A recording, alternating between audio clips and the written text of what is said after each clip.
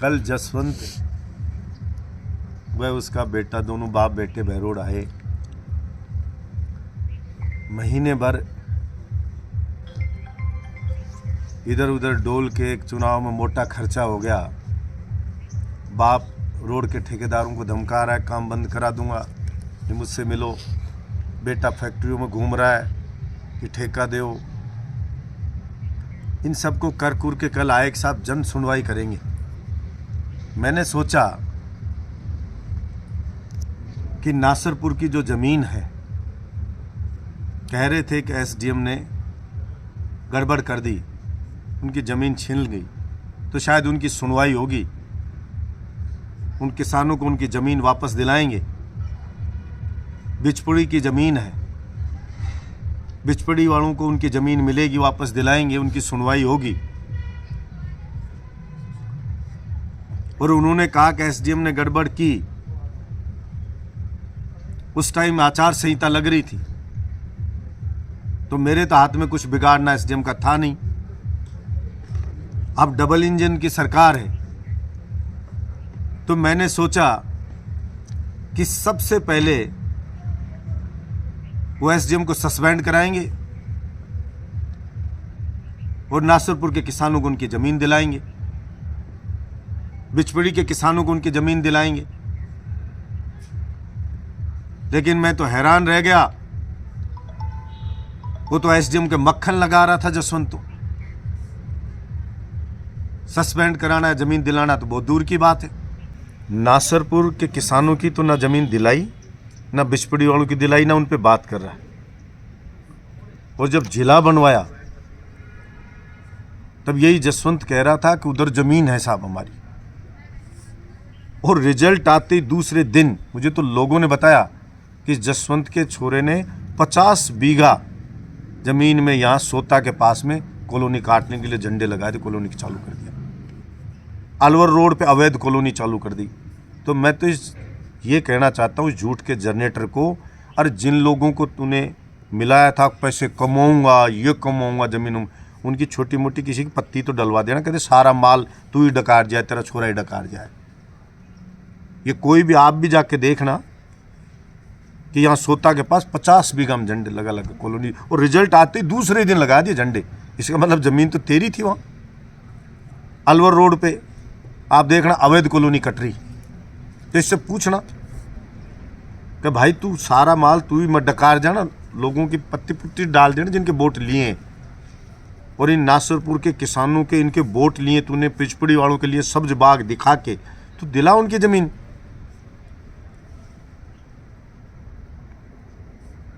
लेकिन कहते हैं ना, डाकण बेटा देख बेटा ले, तो इसका काम जसवंत का तो लेना रहा है, किसी को देना तो कभी रहा ही नहीं है।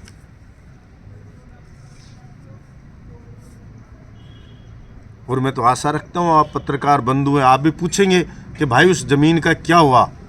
सरकार आ गई ना तुम्हारी, आप भी उससे पूछेंगे, जागरूक पत्रकार है, कि वो नासरपुर और बिचपड़ी की ज़मीन का क्या रहा और एसडीएम पे क्या एक्शन करवा रहा। तू सस्पेंड करवा, उच्च स्तरीय जांच बिठा,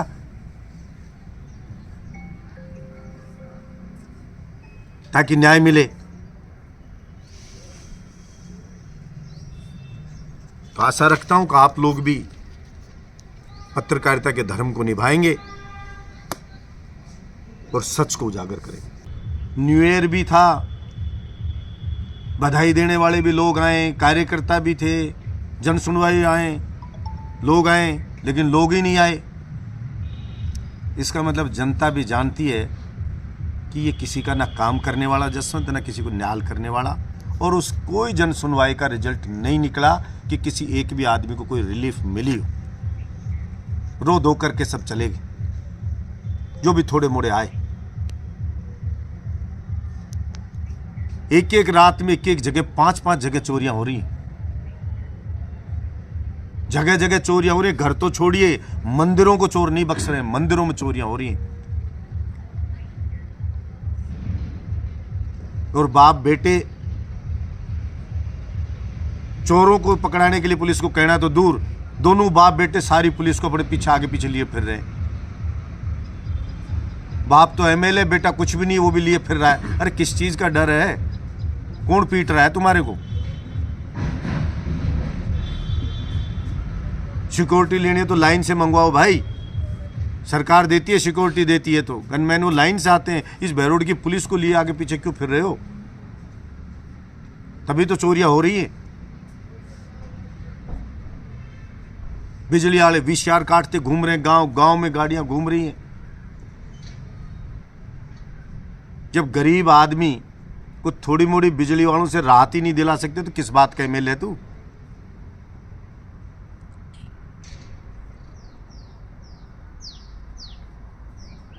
मैं तो कहना ये चाहता हूं कि जो मैंने काम शुरू किए हैं, जो मैंने स्वीकृत कराए, उनको पूरा हो जाने देना।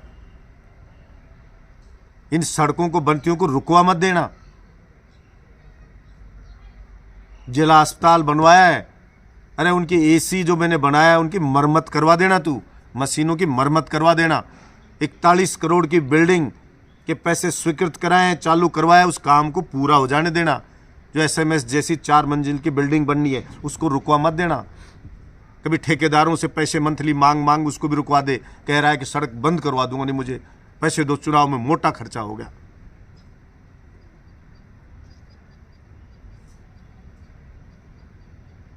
जनता ने तुझे जिताया है चुनाव, तो इस जनता को राहत दिलाने की दिशा में कुछ कदम उठाओ।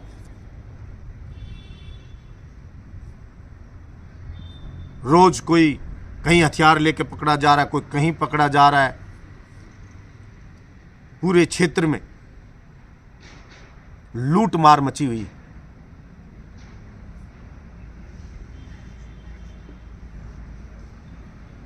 और इसको जल्दी ठीक नहीं किया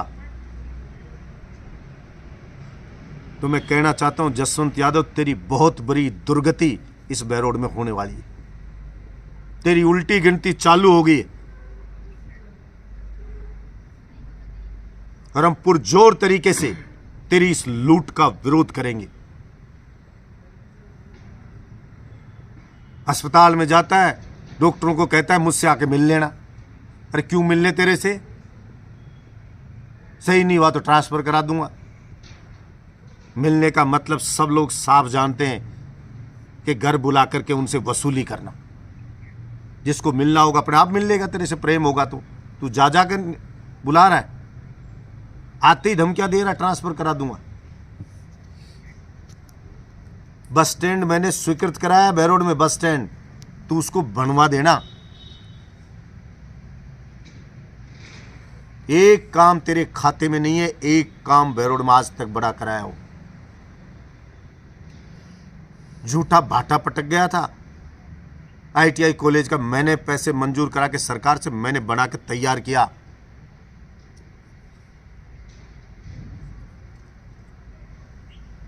इसलिए जो हमेशा से मैं कहता रहा हूं, जसवंत यादव झूठ का जनरेटर है। वो झूठ के अलावा कोई भी चीज पैदा नहीं कर सकता, ना बोल सकता है, ना कोई क्रिएट कर सकता है। झूठ बोलना, चुगली चाटे करना, इसका धंधा रहा है। दुर्भाग्य है मेरे बहरोड का कि भोले भाले लोग ठगी में ठगे गए।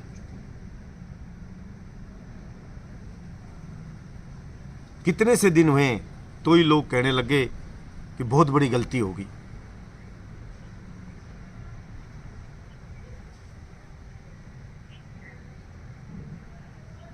मैंने रोजगार के लिए लड़ाई लड़ी, बेरोजगारों के लिए। राजस्थान की 200 विधानसभा में मैंने प्रदर्शन किया। विधानसभा में मैं लड़ा, सड़क पे मैं लड़ा, कमेटी बनवाई कि फैक्ट्रियों में लोकल को प्राथमिकता मिले, सरकारी में राजस्थान के लोगों को प्राथमिकता मिले। तो उस कमेटी जो बनाई है उसका फैसला तो करवा देना कम से कम।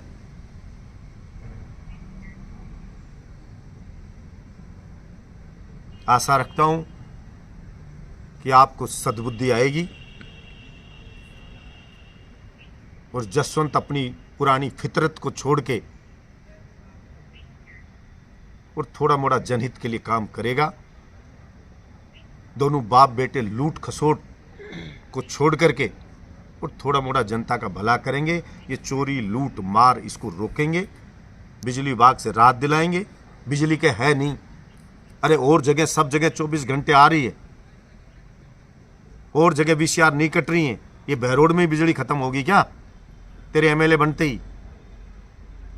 इस बहरोड में क्यों इतनी VCR कट रही है? गांव गांव आस पड़ोस में जाके देख ले, तो वहां से बिजली पैदा होगी, वहां अलग से पैदा हो रही है क्या?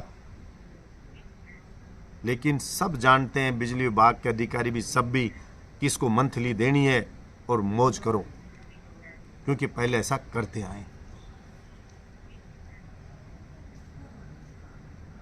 इसलिए मैं पुनः आगाह करता हूं और चेतावनी देता हूं कि आप अपनी आदतों में सुधार करें और जनहित के लिए काम करें। पहले भी कहा, अच्छा काम करोगे तो सहयोग करेंगे और गलत काम करोगे तो उसका पुरजोर तरीके से विरोध करें। धन्यवाद।